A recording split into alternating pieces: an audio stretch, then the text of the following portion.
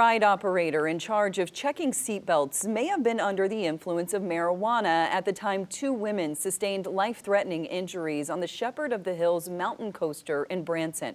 That's according to new findings obtained by KOLR Investigates. Chief Investigative Reporter Lauren Inman dug through the incident report and the federal lawsuit seeking $50 million in damages. Yeah, listen to this. Records from the State Division of Fire Safety show there was a last-minute staff switch the night that two women from Texas fell off, broke their necks, and underwent life-saving surgeries.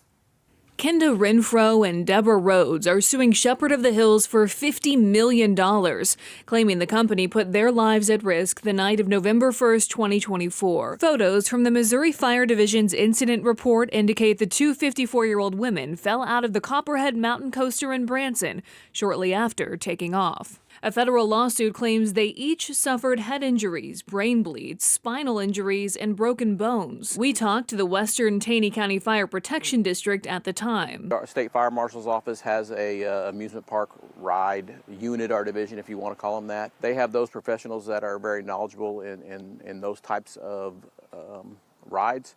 So they have taken over the investigation. KOLR Investigates obtained the amusement park ride unit's investigation, revealing brand new information about the employees responsible for the rider's safety that night. The 26-year-old operator typically worked the ropes course, but had switched with a coworker to cover the mountain coaster on November 1st. Training records show he was unfamiliar with the ride and had a lack of training on its safety systems. The employee told state investigators he visually checked the seatbelts but did not pull on the seatbelts before sending the card out. The operator took a drug test at Cox Health Labs the day after on November 2nd. Results show the operator may have been under the influence of THC, the active ingredient in marijuana, at the time of the incident. Certainly being under the influence at work in a way that impairs your ability to carry out your job duties, that can be a terminable offense.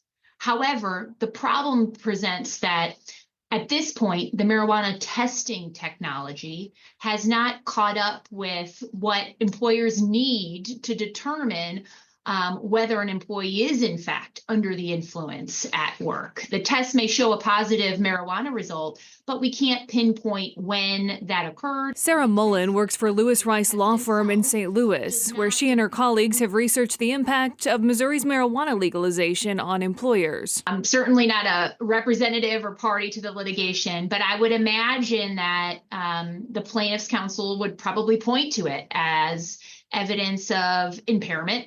And then the counsel representing the employer is probably going to say, well, no, the positive test isn't that precise.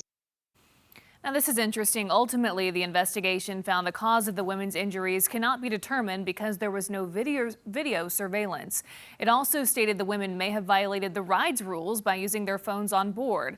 The state mandated the ride now post clear rules, implement operator training, and install surveillance cameras before it could reopen in late November. All right, Lauren Inman reporting. Thank you, Lauren.